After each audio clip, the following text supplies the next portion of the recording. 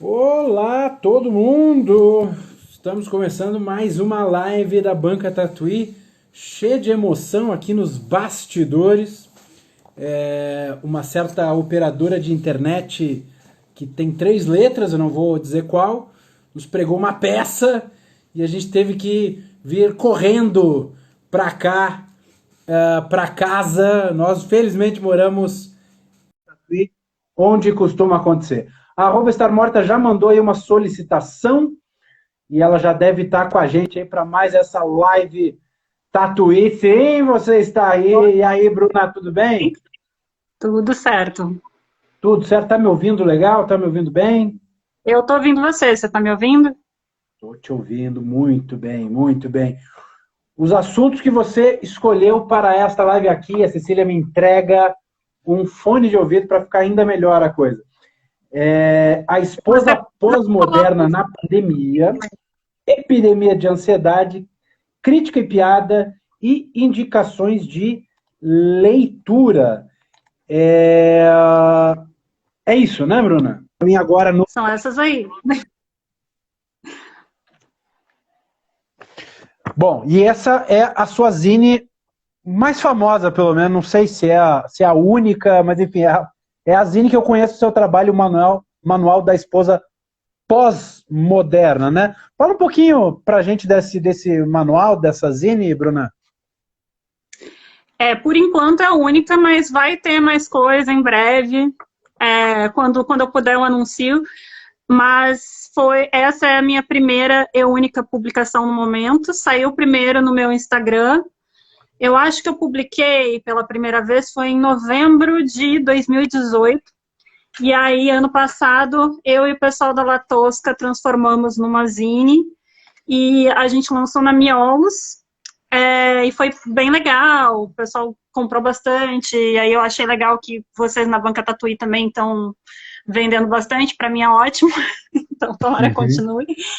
É, Na verdade, o Zine, ele é uma brincadeira com a história da sobrecarga feminina, né? Então, Uhum. eu construí ele com várias referências de anúncios dos anos 50, vários desenhos são baseados em anúncios dos anos 50, e eu baseei também o texto nesses manuais daquela época de como você fazia para ser uma esposa incrível para o seu namorado. E isso eu fiz isso porque eu notei em muitos relatos, em muitos relacionamentos que eu observava, que apesar de ter uma roupagem muito moderna, aquela coisa orgânicos, bicicleta, todo mundo desconstruído, homem super feminista, é, ainda se reproduzia muito, ainda se reproduz muito um modelo de relacionamento que é igual das nossas avós, que é aquele modelo de relacionamento em que a carga mental e emocional de fazer a casa e o relacionamento funcionar acabam ficando muito em cima da mulher.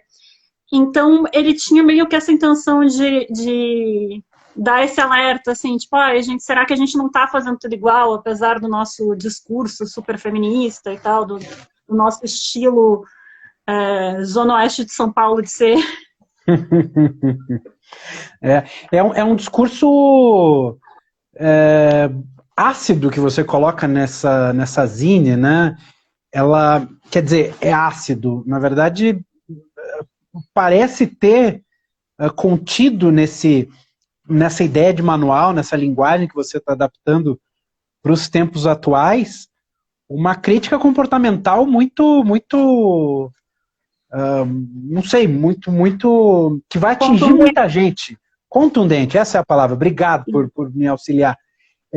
Contundente e com vários alvos. Assim, eu coloquei esse boné hoje para não parecer Um o esposo personagem. aqui, o personagem que você começa falando, sem querer dar muitos spoilers, mas que o homem feminista ideal usa barba, como eu, mantém os cabelos despojados, como eu, como é que é? Fala também, e óculos dão um charme extra, como eu, quer dizer, botei o boné para tentar fugir um pouco, mas não adiantou. Eu acho que eu sou um pouco homem feminista no final das contas. Enfim, Mas, fica João, essa... se você não quer parecer o homem Ah, feminista, não importa se você tem barba ou não, basta você limpar o chão, fazer as compras no supermercado. A barba você pode manter o cabelo assim, isso é o de menos. ufa, ufa, Se você ufa. limpar o chão e for na análise, a gente não se importa com a barba. Ah, que maravilha, que maravilha. Mas acaba que, e continua, claro, o visual, só tô relatando aqui, é o comecinho da Zine, e depois vai continuando de uma maneira muito clara e com um objetivo. Você foi reunindo anotações desses comportamentos modernos ao longo de um tempo? Como é que foi o processo de criação do Manual da Esposa Pós-Moderna, Bruna? É um processo de criação meio parecido com várias coisas que eu faço. Eu fico consumindo muita coisa na internet sem método nenhum. Às vezes eu obceco em algumas coisas, fico procurando coisas específicas. E isso era uma época que eu estava lendo muita matéria sobre relato de relacionamento ruim, muitas mulheres falando sobre os relacionamentos delas e conversando muito sobre isso com as minhas amigas, né? E aí tinha uma coisa que me incomodava em alguns desses relatos, que tudo bem, era um relacionamento ruim com um cara que era um bobo, assim. Só que Uhum. muitas vezes eu via que, da parte das mulheres, existia quase uma... muitas não pareciam se dar conta de que elas estavam reproduzindo toda essa coisa de, ai meu Deus, eu fazia tudo em casa, eu deixava tudo arrumado, era eu quem tinha que ir no mercado e preparar a janta, e ainda assim ele foi um babaca comigo, ainda assim ele me traiu, sabe? E eu comecei a notar isso em vários textos, e eu disse, poxa, mas será que o pessoal ainda não se deu conta que esse modelo de relacionamento está errado nos dois lados? Que a gente tem um papel que a gente desempenha nesses relacionamentos que talvez a gente tenha que prestar atenção para não cair nessa roubada de novo, não ser... não adotar esse papel de esposa que cuida tudo e que acaba ficando sobrecarregada e cansada. Então, surgiu Uhum. dessas conversas e dessas observações. E Uhum. demorou um tempo para fazer, porque eu fui... Primeiro eu escrevi o texto, depois eu fui procurando as referências de desenho, e isso foi lá por volta de 2018, bem perto das eleições. Aí ele ficou pronto no período pré-eleitoral, né?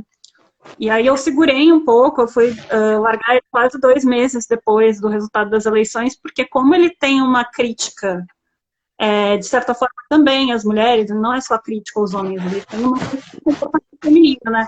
Falei assim, nossa, eu acho que não é o timing de criticar a mulher nesse momento de eleição que a gente está, que um misógino está liderando as pesquisas. Então eu esperei um pouquinho e lancei ele no final de novembro, no comecinho de dezembro de 2018, né? Uhum. E fala um pouquinho do teu método de desenho, só para registrar, a diagramação foi feita pela Eva Oviedo, né? Pelo que diz aqui nos créditos, Uhum. que é da editora La Tosca. Mas fala um pouquinho do teu método de desenho, que técnica você utilizou aqui no Manual da Esposa Pós-Moderna? Então, até 2 anos... Não, foi em julho de 2017, mais ou menos, que eu comecei a desenhar. Até então eu não desenhava nada. E aí eu comecei a ver uns tutoriais na internet e aprendendo algumas coisas básicas de desenho, e agora, inclusive, eu estou fazendo um curso para aprender de verdade. Mas quando eu comecei eu não sabia nada, não, errava completamente anatomia, perspectiva, não estava nem aí para isso, porque eu estava a fim de desenhar alguma coisa. O manual, o método foi muito de, assim, de procurar algumas coisas foram muito de imaginação, principalmente essa coisa dos casais, assim, do homem feminista, essa parte foi muito de imaginação, mas teve vários que eu fiquei muito tempo procurando desenhos ou de agora ou dos anos 50, então eu fiz uma pesquisa bem grande em anúncios dos anos 50. Aí eu olhava para eles, tentava reproduzir mais ou menos, não uma coisa não muito exata, mas tentava reproduzir aquele gestual e colocar umas roupinhas mais moderninhas, né? Eu usei principalmente caneta nanquim e lápis aquarelável nesse daqui. Uhum.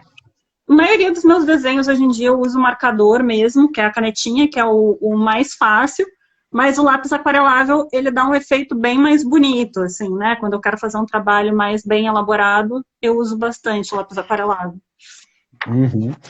Você mencionou que tá buscando cursos e tal, você está aproveitando a pandemia para fazer cursos online e tudo mais? Está aproveitando esse momento de isolamento social?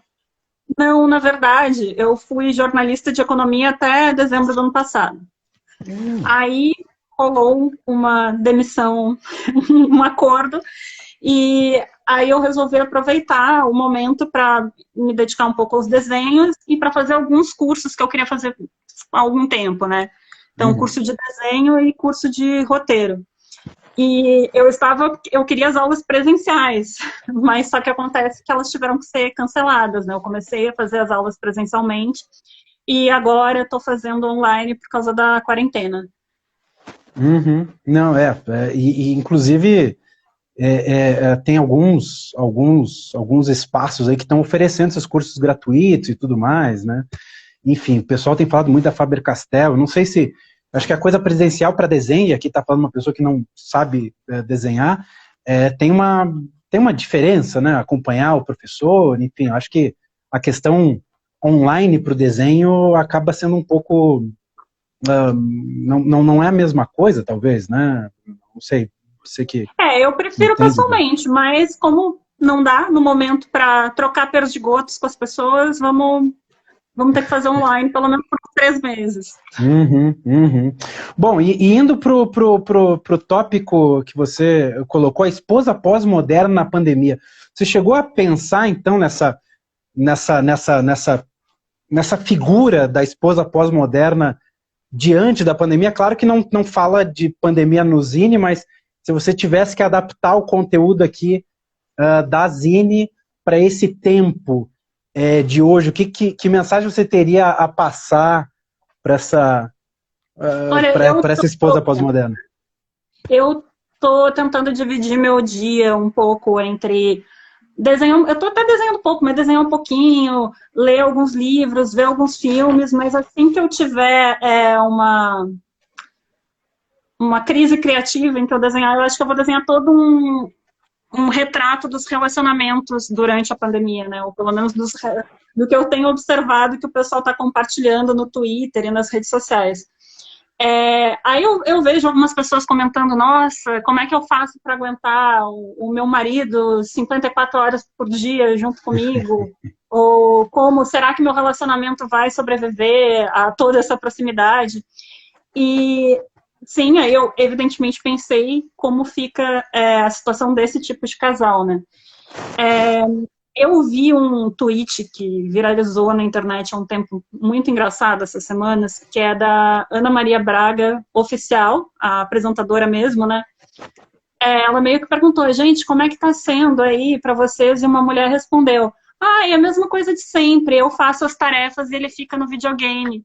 E aí a Ana Maria respondeu assim, ele quem? Teu filho? Que era o marido dela, né? Uhum. Eu imagino que para quem já vivia, para aqueles casais que já tinham algum tipo de divisão de tarefa, acho que deve continuar a mesma coisa. Mas eu acho que para o casal que já vivia nesse esquema em que ficava em cima da mulher o peso de planejar as coisas, deve estar, talvez esteja sendo um momento bom justamente para ela se dar conta disso, né? Que ela faz tudo em casa, não faz nada.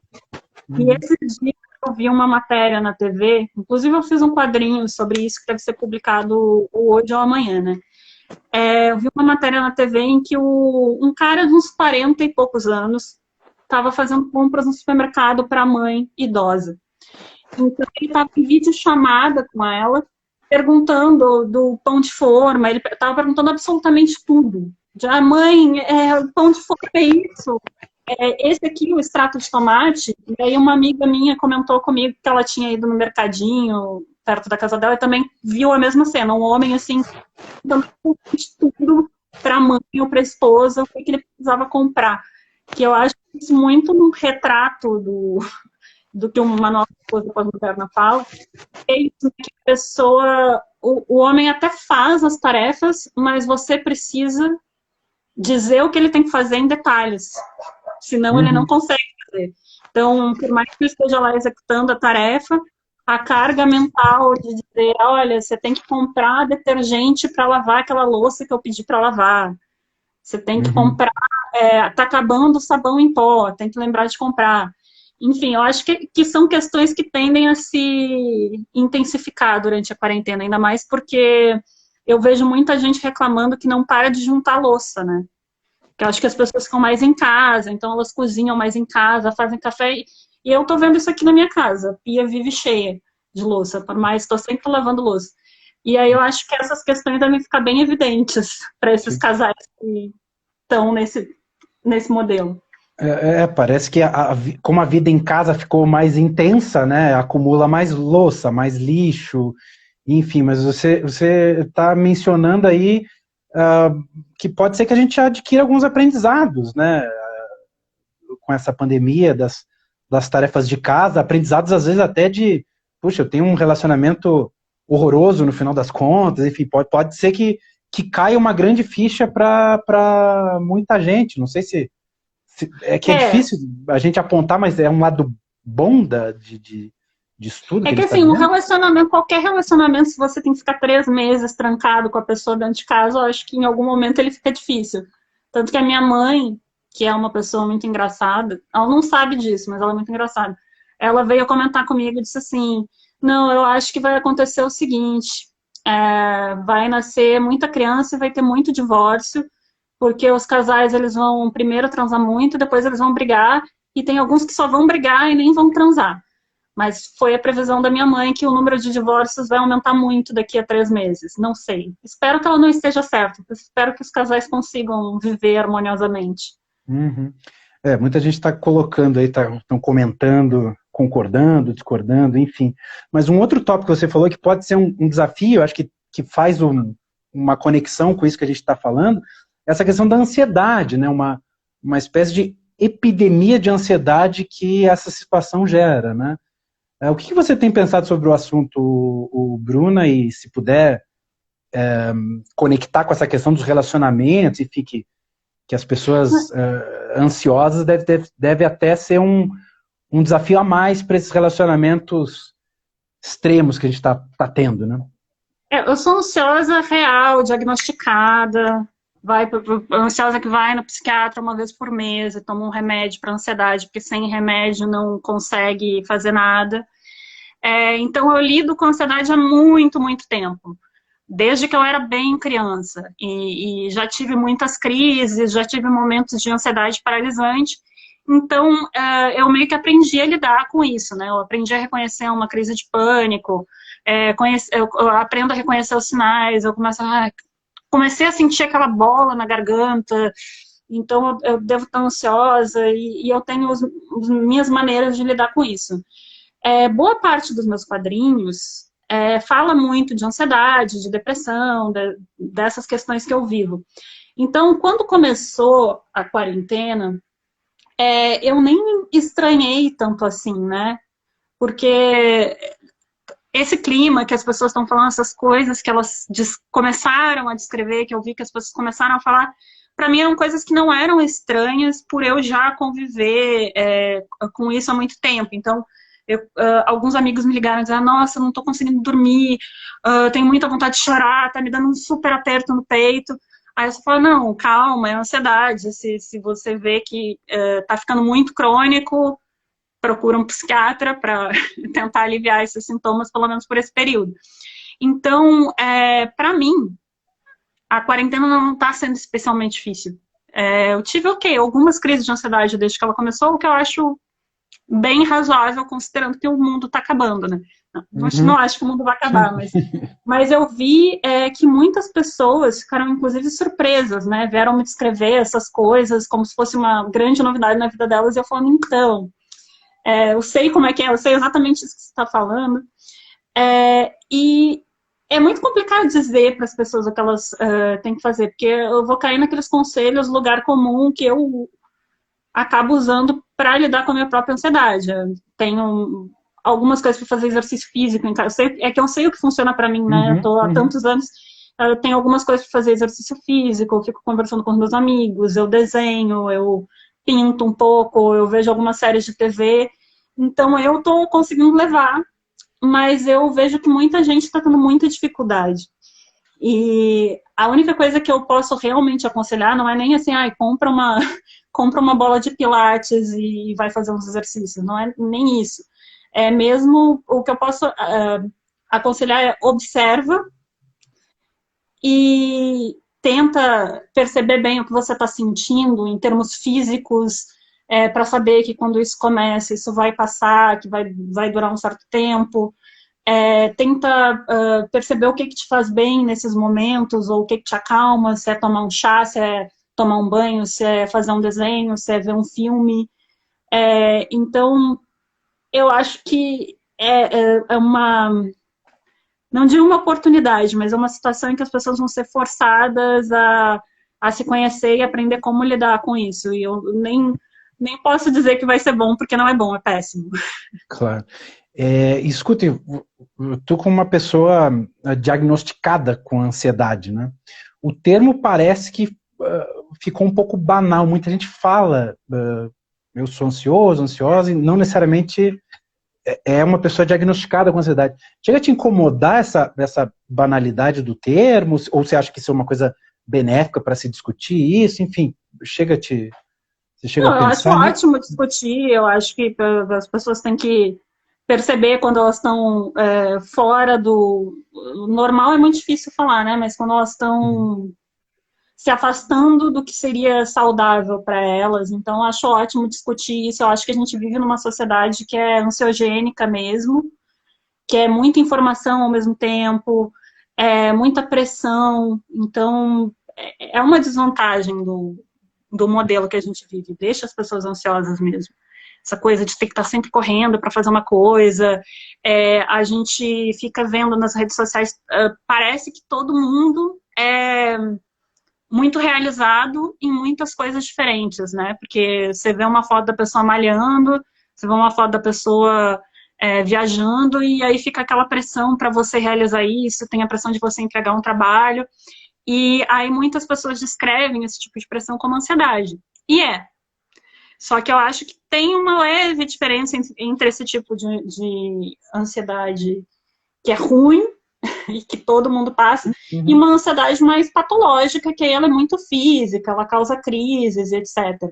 Então, eu acho que quando alguém fala assim, eu tô ansioso, mas ainda não tá passando por essa questão patológica que eu tô falando, acho legal se cuidar mesmo assim, porque em algum momento pode ficar patológico mesmo.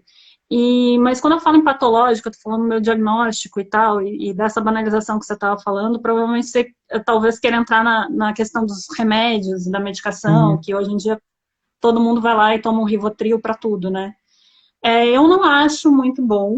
Eu acho que esses remédios podem ser ótimos, de fato, se você está numa crise, tem horas que só esses remédios salvam mesmo. Mas eu acho que não substituem um tratamento... Se precisar um tratamento psiquiátrico mais profundo, ou alguns outros tipos de remédio, ou uma mudança no estilo de vida mesmo para ficar menos ansioso, né? Então, acho que esses remédios são só paliativos. Eu tenho mais medo da banalização desses remédios do que da banalização da ansiedade, porque eu acho que usar muito ansiolítico pode ser bem ruim para, inclusive, longo termo, acho que pode acabar te deixando mais ansioso ainda. Bom, na tua fala anterior, você falou rapidamente que fazer exercício e desenhar, enfim. Para quem quer começar a desenhar, você tem algum conselho, um primeiro passo, como é que se faz isso? Tem que comprar alguma coisa, algum tipo de comprar equipamento? Papel. Comprar papel e caneta, papel, lápis, borracha. E é isso.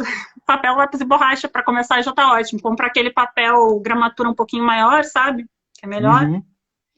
E começa a fazer o que vem na cabeça. Que às vezes você pode ter vontade de desenhar corpos, desenhar personagens, às vezes você pode ter vontade de fazer um negócio completamente abstrato.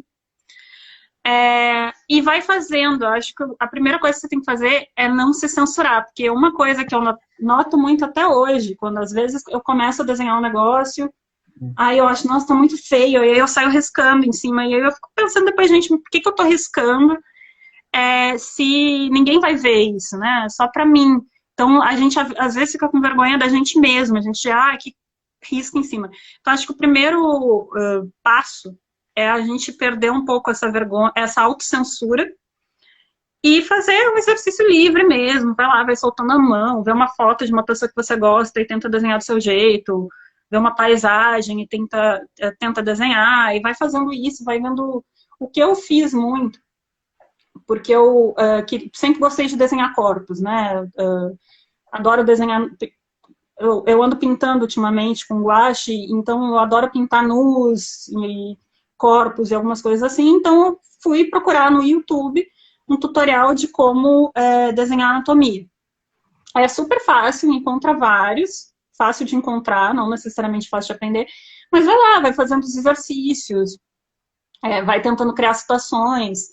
Aí depois que já tiver mais à vontade com lápis, papel e borracha, pode comprar caneta nanquim, que é o que a gente usa para desenhar, né? Que é essa caneta com a ponta um pouquinho mais porosa, lápis aquarelável, aí, tipo, dá para se divertir com tudo, aquarela, giz de cera, tem milhares de técnicas e milhares de tutoriais no YouTube para, pelo menos, começar.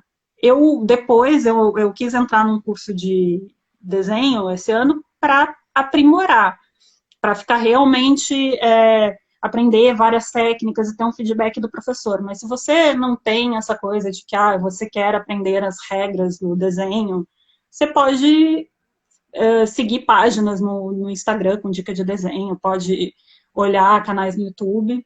Mas eu acho que o principal desafio é esse, de você não ficar nossa, como eu desenho mal, que coisa horrível, e jogar fora. Não precisa fazer isso. Uhum. Aproveitando, a Cirlane, outra quadrinista, fez uma pergunta aí. Você acha que o que pesa mais nos quadrinhos para você, roteiro ou desenho? Eu acho que tem que ser uma combinação muito esperta dos dois, e no meu caso, como eu tenho um histórico de texto, porque eu sou jornalista, eu tendo a priorizar o roteiro, e aí eu tenho que fazer um esforço, tendo a priorizar o texto, e eu tenho que fazer um esforço para encontrar um desenho que não seja nem repetitivo e nem nada a ver, que não seja um desenho genérico, assim, né? Porque eu posso pensar numa narrativa, pensar numa história, e aí depois só colocar um desenho qualquer que tenha a ver com aquele tema, né? Então, eu tenho que fazer um esforço para encontrar um desenho que realmente dê mais uma camada de significado para o roteiro. Tem gente que é diferente. Tem gente que vai primeiro desenhar e depois pensar nas palavras, né? Cada um tem seu método. Para mim, os dois são muito importantes, mas eu acho que o roteiro vem antes. Tá certo. Embora, às vezes, eu costumo, às vezes, pensar na piada e depois procurar um desenho, mas, às vezes, acontece o contrário também, né? Eu faço um desenho e depois penso qual piada eu vou colocar ali. Mas o caminho normal seria pelo texto mesmo, né? Isso. Olha, estão chegando muitas perguntas legais, eu não estou conseguindo acompanhar. Eu lembro da pergunta, mas eu não lembro. Eu estou com medo de tocar aqui no celular e causar um desastre. Mas já perguntaram aqui se você já brincou no Gartic, que é esse jogo estilo imagem e ação, que está muito popular na internet, não sei se você já ouviu falar. Não brinquei, mas eu vou procurar. Só que o problema é que quando eu começo a jogar joguinhos, eu fico muito viciada e eu desenho menos, então talvez não seja uma boa ideia. Tá, legal. Outra pergunta aqui foi a última formulada aqui da Prilurgarese. Ter escrito o Manual da Esposa afetou seus relacionamentos de amizade, amorosos, etc.? Afetou, sim, porque o relacionamento que eu descrevo no manual não é exatamente um relacionamento que eu tenha vivido. Tem várias coisas que são autobiográficas, mas nem tudo. Porque eu nunca sonhei em casar, nossa, brincar de casinha, fazer coisa. Sempre detestei serviços domésticos. Eu detesto, sempre. Então, eu nunca fui muito cuidadora nos meus relacionamentos, nunca fui super maternal. Mas depois que eu comecei a ler mais sobre isso, e que eu fiz o manual, eu comecei até a reparar nos meus relacionamentos que como existia até uma certa cobrança, uma certa expectativa de que eu fosse esse tipo de pessoa. E aí eu comecei a notar que várias crisezinhas que surgem nos relacionamentos vinham dessa expectativa de que eu esteja disponível para cuidar. Não necessariamente estar disponível para lavar uma louça, sabe? Sim, sim. Mas estar disponível para ser essa figura de mãe, né? Que tem muito homem que procura uma mãe. E aí eu comecei a me dar conta de que vários incômodos que eu sentia dentro dos meus relacionamentos tinham a ver com isso, né? Com o meu parceiro esperando um tipo de postura que eu não estava a fim de ter e que isso criava um certo estresse. Então, me fez repensar várias coisas em relacionamento, sim. Sim. E inclusive eu acho que enseja essa tua fala o outro tópico, né, que a gente tinha, que é a crítica e piada, né? Essa mistura, você sente que as pessoas não entendem às vezes a piada, ou misturam a piada, levam muito a sério, levam a crítica como se fosse uma piada, enfim, como é que, aproveitando a pergunta que foi formulada, como é que você vê essa questão? Isso tudo acontece com menos frequência, inclusive, do que eu iria supor, assim, mas acontece, claro. Então, o manual especificamente acontece uma coisa que me incomoda, às vezes, que é o casal comprar, ou a mulher e o cara virem me dizer, nossa, me identifiquei tanto. E aí você se identificou e aí? Só se identificou? Não tá a fim de quebrar tudo em casa? Então, assim, quando é só essa identificação, às vezes a pessoa entende a crítica, mas não cumpre o meu objetivo de destruir o patriarcado. Mas tudo bem. O que acontece muito, e eu sempre acho muito engraçado, é quando eu falo mal de homem. É uma das coisas mais engraçadas que existem, porque sempre aparece um homem para dizer que nem todo homem. E sempre aparece um homem para ficar muito ofendido. E eu acho muito divertido, porque é muito rápido. No Twitter, então, que a gente tá sempre fazendo piadinha com um homem, sempre surge um homem do nada, muito rápido, para dizer, não, peraí, nem todo homem, eu não sou assim. Uhum. Ou para se ofender muito com umas coisas muito bobas. E aí eu fico pensando assim, gente, o maior privilégio de ser homem é poder se ofender com umas coisas tão bobinhas. Uma das coisas mais engraçadas que eu já vi acontecer foi uma vez que eu fiz uma pesquisa de imagens para um quadrinho que eu ia fazer, e eu notei que uma coisa muito comum em homem hétero, de classe média, é usar relógio de pulso. E eu só comentei. Eu só comentei isso. Nossa, como o relógio de pulso é coisa de homem hétero, de classe média. E muitos homens ficaram ofendidíssimos com isso, assim. E isso que eu nem fiz um juízo de valor dizendo se o relógio é feio, se o relógio é brega. Eu só comentei, nossa, é muito coisa de homem isso. É muito coisa de hétero. E os homens ficam, nossa, olha aí, você tá me estereotipando, coisa feia estereotipar. E eu fiquei assim, gente, mas isso é privilégio masculino, né? Você conseguir se ofender com uma coisa tão pequena, porque, sei lá, acho que se você é mulher e se você é negro, enfim, se você faz parte de qualquer outra minoria, há tanto tempo fazem piadas tão piores e estereótipos tão piores com você que a gente tem coisas muito piores para se ofender. Claro, claro, claro. Mas chega assim porque a internet acaba sendo esse espaço muito bom por um lado, mas por outro dá voz a muita gente. Você chegou a sofrer algum tipo de ameaça ou coisa assim mais séria com essas... Por enquanto, não. Por enquanto, nunca aconteceu. Em geral, assim, às vezes surge um cara, meio que começa uma discussão e meio boba. Mas não. Até agora eu nunca tive muitos problemas com haters ou alguma coisa assim. Eu acho que talvez em algum momento eu comece a ter, porque eles estão em todos os lugares. Mas, por enquanto, eu acho incrivelmente tranquilo, inclusive. Olha. E uma coisa que me chamou muita atenção depois de ler o Manual da Esposa Pós-Moderna está na última, na terceira capa aqui, que fala em tiragem de 50 exemplares. Você já está pensando em tirar mais? Enfim, eu não sei se já tirou e eu não estou sabendo, mas enfim, Você são só 50. corrigiu. Não, você corrigiu um erro, na verdade, porque eu fiquei mandando e já foi, mas já foram uns 500, 600 a tiragem. Eu tenho uns 150 aqui em casa, que 50 foi a primeira. Aí depois eu pedi uma outra de 100, depois uma outra de 250, e aí foi assim. E aí eu acho que a gente nunca trocou o arquivo. Ah, nunca trocou o arquivo, então não dá para saber se esse aqui é o da primeira tiragem ou não. Então tá Não, esse certo. aí deve ser. Esses que eu entreguei para você deve ter sido da terceira ou quarta. Ah, tá bom. Ah, desculpa ficar fazendo isso na frente de todo mundo, né? Nunca Não, é uma tudo bem, coisa na verdade tá elegante. ótimo. Inclusive, se der, a gente muda o próximo arquivo.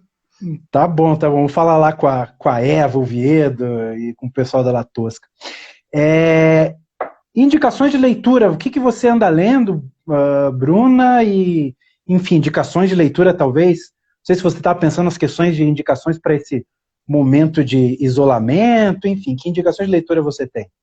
Eu vou indicar alguns livros que eu leio que eu acho bons, assim, que eu andei lendo recentemente e tenho gostado muito. Bom, primeiro, eu acho que se você nunca leu Agatha Christie, é um bom momento para começar. A Agatha Christie é ótimo para esse momento, assim, passar o tempo. Eu acho ela uma escritora muito profunda, que as pessoas acham que romance policial é bobo, mas tem uma série de críticas sociais ali, ela é maravilhosa. Então, acho que eu vou indicar o Morte na Praia, que é meu favorito. Casa do Penhasco, Uhum. e O Mistério do Trem Azul, mas tem vários outros. Ela é a melhor de todas. Aí, os livros da Helena Ferrante, eu li todos muito rápido, eu fiquei umas 2 semanas sem fazer nada, porque eu estava escravizada pelos livros, então a tetralogia, né, napolitana, eu acho que é incrível aquele livro, porque é um romance de formação com uma perspectiva de uma mulher, né? Então, ele tem uma força narrativa muito grande. Eu já vi gente falando que ela é meio que Dostoiévski da geração dela, né? Porque, enfim, ela tem uma força narrativa incrível e ela conta várias coisas numa perspectiva que é muito a mulher falando da posição dela. Inclusive, esse foi um livro que eu li em vários momentos. Eu pensei, nossa, mas que esposa, né? A personagem principal. Porque tem vários momentos em que ela começa a falar que quando ela via, ela era uma mulher brilhante, super inteligente, que podia estar fazendo muito sucesso, mas ela estava lá lavando as cuecas do marido, né? Uhum. Então, é um livro que qualquer um gosta, seja homem, seja mulher, qualquer pessoa que gosta de literatura vai gostar muito desse livro e vai começar a pensar sobre essas questões também. A Vida Invisível, de Eurídice Gusmão, é um livro que vai nessa mesma linha. O livro é bem diferente do filme. Eu gosto muito do filme e o livro também é muito bom. Dei de presente para minha mãe, inclusive, porque Uhum. eu acho que dialoga muito com as questões da geração das nossas avós e das nossas mães, né? Que é justamente essas mulheres que foram muito invisibilizadas porque tinham que ficar lá fazendo serviço doméstico. Tem um livro que eu acho fantástico, que é um dos livros mais aterrorizantes que eu já li, que chama Canção de Ninar. Canção de Ninar. De uma escritora marroquina radicada na França, ou tunisiana, não sei. O nome dela é Leila Slimani. E o Canção de Ninar, ele é um livro, ele é um thriller sobre uma babá que matou as crianças, né? Ele já começa com as crianças mortas e você precisa descobrir porque que o livro conta como chegou até ali. É um livro incrível. Também faz pensar sobre uma série de questões. Tem outro livro que eu achei muito legal, que é O Meu Ano de Descanso e Relaxamento, que é um livro bem... É sobre uma mulher deprimida, né? Então, várias pessoas vieram me dizer que tinha a ver com o meu senso de humor, o livro. E aí eu li o livro e nem achei tão engraçado, assim, porque a gente acaba... Quem sofre com depressão se identifica com muitas coisas no livro e não consegue nem rir tanto. Mas o livro é bem divertido. de fato, apesar de várias coisas não serem tão engraçadas, é uma leitura muito boa, é muito bem escrita, a escritora também é uma mulher. E, por fim, eu vou indicar um manual de roteiro que eu tô lendo, que é do Robert McKee, que chama Story, e eu acho que ele tem uma tradução em português, que chama Story, só que Story. É. e eu estou indicando esse manual porque, apesar de ser um manual de roteiro, eu acho que quem não é roteirista também iria gostar muito, porque ele faz uma série de pontuações sobre cinema, sobre a maneira como as obras são escritas, sobre narrativa, que são muito legais.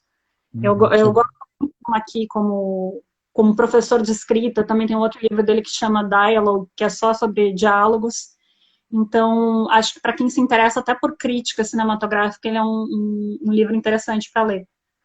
Não, muito legal. E se não me falha a memória, putz, dose falha a memória, né? Porque você como jornalista, talvez tenha a mesma ansiedade que eu tenho também de não dar nenhuma informação equivocada, mas eu acho que o pessoal da Arte e Letra que publicou lá de Curitiba. Se não é Arte e Letra, publicou o Story do Robert McKee, né? É uma editora de lá que tem uma versão traduzida, então vale a pena para quem é da região lá. Também Deve ser, porque aí eu descobri por acaso, eu tô lendo a versão em inglês, que eu peguei ela no Kindle, mas eu descobri que por acaso quem traduziu foi um amigo meu, que é de Curitiba, o Francisco Marés. Então, bem provável aí que o pessoal da Arte e Letra com certeza tem, e eles estão ativos aí durante essa pandemia, quem é da região pode ficar de olho. E nas suas indicações veio A Vida Invisível, que também é filme. Vale a pena o filme ou não vale tanto a pena assim? O que você diz para quem... Vale muito a pena, então. Eu inclusive, acho o filme melhor que o livro é muito bom, mas eu acho o filme mais interessante que o livro ainda. Que eu acho que dá para comparar os dois, mas eu acho que o filme conseguiu fazer mudou bastante coisa do livro, porque uma boa adaptação é sempre muito diferente do livro, né? Porque são meios completamente diferentes. Conseguiu criar uma relação entre as duas irmãs, aqui tem uma coisa das cartas, que é muito bem feito. O filme é muito bom. Legal. E ainda no campo das indicações, teve uma pergunta que foi formulada aí, de um usuário que eu tentei anotar o nome aqui rapidinho, que eu acho que é J. TomSP, não sei direito, mas enfim, se pudesse manifestar de novo, a gente já vê o seu nome de novo aí.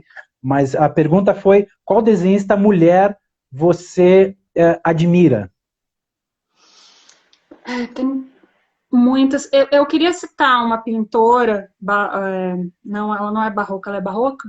Eu acho que ela é a Cirlane, se tiver, a Artemisia Gentileschi, que ela é super interessante porque ela é uma grande pintora, ela é do nível do Caravaggio, ela é considerada por muitos como a segunda melhor pintora do Barroco. E ela, muita gente nunca ouviu falar dela, né? Porque as mulheres sempre foram muito invisíveis, ela sempre foi considerada quase uma curiosidade. Ah, olha aí uma pintora mulher do Barroco. E, na verdade, ela é superior em técnica a muitos homens, e isso é um grande feito para uma mulher. Não porque a gente desenhe e pinte melhor, é porque a gente não podia estudar arte da maneira que um homem podia. Então, para uma mulher daquela época ter aquele nível de técnica que ela tinha, é um feito enorme. Já conversei com algumas mulheres da área da pintura e era uma coisa assim, você não podia... Você vai ver quadros pintados por mulheres na época do Renascimento, ou alguma coisa assim, já eram poucos, e aí você pode dizer, mas ela não tem a mesma técnica de um homem. Mas como ela podia ter essa técnica se não permitiam que ela fizesse modelo vivo, se não permitiam que ela estudasse várias horas por dia? Então, a Artemisia, ela é incrível por ser, às vezes, até melhor que o Caravaggio, e ter essa técnica brilhante. Sem as condições do Caravaggio, né? Interessante. Não, inclusive tem muitas histórias, eu acho que ela foi uma exceção na época dela, porque ela pôde estudar arte, mas ela tem uma história que ela foi estuprada por um tutor, se eu não me engano, e ela conseguiu fazer com que ele fosse processado e condenado por isso. Só que uma das coisas que se fala muito é que às vezes ela é mais lembrada por causa dessa história do que pela arte dela, o que é bem injusto porque ela era realmente uma pintora incrível. Uhum. Bom, a Cirlane nos confirmou aí que se trata sim de uma artista barroca, e outra contribuição veio do Dobras da Leitura, que o livro Diálogos também foi publicado pela Arte e Letra e pelo também Imagino que Story. Então está tudo confirmado. Que bom ter aí espectadores tão bem informados, né? Bom, a gente está chegando no limite do nosso tempo de live, porque o Instagram tem um limite de alguns minutos e tudo mais, e também para não comprometer em termos aí de bateria e estabilidade, está tudo rodando tão bem. Mas eu queria te propor, Bruna, de se aprofundar em algum desses 4 tópicos, se tu tiver alguma coisa que você queria mencionar, que você estava pensando, eu não necessariamente formulei aqui, da questão da esposa pós-moderna na pandemia, na epidemia de ansiedade, crítica e piada e outras indicações de leitura, enfim, você tem alguma coisa que você queria discutir mais? Não, acho que a gente cobriu bem esses 4 pontos, então não sei se tem mais alguma pergunta que alguém queira fazer. Eu vou ver assim, se teve alguma. Eu tenho medo de tocar. Eu tô tocando. Você está tocando, que bom. Porque e as perguntas fogem aqui, e aí eu acabo não consigo vendo quem é que fez. Aí vocês desculpem esse jeito meio improvisado que a gente faz as coisas, mas é o jeito. Tá na hora dos homens calarem, é só escutar. E é uma coisa incrível, porque de fato o homem escuta pouco. E homem sempre quer dar uma opinião, assim. Então, às vezes eu noto que quando aparece um cara, quando a gente fala, às vezes a gente faz uma piadinha, diz assim, poxa, o cara não sabe nem ir no supermercado. A gente sabe que nem todo homem. A gente sabe que é óbvio que tem homem que consegue fazer compra no supermercado e não faz mais do que a sua obrigação. Mas sempre precisa surgir lá um cara do nada para dizer, não, peraí, não sou assim. E isso às vezes tem mais a ver com o fato de que ele não consegue não falar, que ele não consegue ficar quieto, que ele precisa se manifestar, do que com o fato dele ser necessariamente machista, né? Então, assim, não, eu não acho que os homens tenham que ficar quietos. Acho que é bom. Eu tenho, inclusive, vários amigos que são homens. Gosto de conversar com eles. Mas eu acho que essa coisa de eles exercitarem um pouquinho a posição de escuta e de não serem condescendentes com as mulheres é uma coisa interessante, assim, porque isso é uma coisa que eu noto. Às vezes os caras são super condescendentes com a gente e a gente fica assim, mas como assim? Por que você está sendo tão condescendente comigo se, inclusive, eu sei mais do que você sobre esse assunto que está sendo discutido, né? Uhum. Então, enfim, homens não fiquem calados, mas pensem 3 vezes antes de falar, se vocês não vão falar alguma bobagem. Você tem a impressão que esse assunto tem com a discussão que parece estar mais presente, os homens têm aprendido mais, têm se dado conta mais, ou a coisa não evoluiu muito nos últimos tempos? Alguns sim, mas só que como eu comecei a notar mais isso, a gente também começa a se incomodar mais quando eles fazem essas coisas, né? Então, eu não gosto de dizer, nossa, não muda nunca, não aprende, porque se não muda nunca, não aprende, então não adianta falar, né? E é melhor não se comunicar com homens, o que eu também não quero. Mas, assim, eu noto que vários homens entendem a mensagem e ganham um certo respeito e têm bastante empatia, mas eu também acabo ficando mais sensível e mais irritada, porque eu noto que muito cara simplesmente não tá nem um pouco disposto a aprender e tal. E aí eu fico mais irritada do que, eu não acredito que eu passo o dia inteiro falando nisso no Instagram e nas redes sociais e ver esse cara fazer exatamente aquilo que eu tô reclamando, que raiva. Só que aí às vezes é um cara que surgiu do nada, que não conhece minha história, não conhece meu trabalho, e aí ele nem entende por que eu fiquei tão irritada com ele. Ele, nossa, por que você se irritou tanto? E eu fico assim, cara, porque isso que você tá dizendo eu já ouvi 500 vezes. Uhum. E vai ter o caso de quem usa isso justamente para irritar também, né? Vai ter, imagino que já tenha isso como uma tática também, né? Mas eu vejo que tem muito desavisado mesmo, que acaba tendo um primeiro contato com isso a partir de algum comentário na internet. Porque aí, assim, o que acontece? Eu fico no Twitter. O Twitter é uma rede interessante, né? Porque eu fico lá, comento alguma coisa, quando eu vejo tem muitos likes e retweets e várias mulheres comentando, e aí surge um homem desavisado ali no meio. Isso já aconteceu no meu Instagram, né? Fica as mulheres o tempo inteiro dando aquela, fazendo piada, zoando mesmo, e surge um homem desavisado para se defender, e aí quando eu vejo tem 30 mulheres xingando ele ao mesmo tempo, e ele não entende o que está acontecendo. E aí, no começo eu ficava pensando, qual será a melhor maneira de lidar com isso? Hoje em dia eu só observo, porque é engraçado um pouco. Tá não deixa de ser engraçado um pouco. E eu queria mostrar aqui para todo mundo, a Cirlane que estava comentando, esse é o livro dela. A Cirlane que vai estar com a gente numa próxima live. Se não me falhe, não, na segunda-feira vai ser o Aureliano, que é deste livro aqui, do Mercúrio Cromo, deste livro aqui, para não parecer que é só da editora da Lote 42, ele também fez este zine, O Menino que Desaprendeu a Chorar, e o Elevador, quase aqui que causa um acidente, mas está aqui. Essas são as publicações da Aureliano. Ele vai estar aqui na segunda-feira, e também todo mundo se conhece. O Aureliano, que é amigo também da Cirlane, que também vai estar aqui. Cirlane mandou um e-mail já com os 4 tópicos que ela vai cobrir.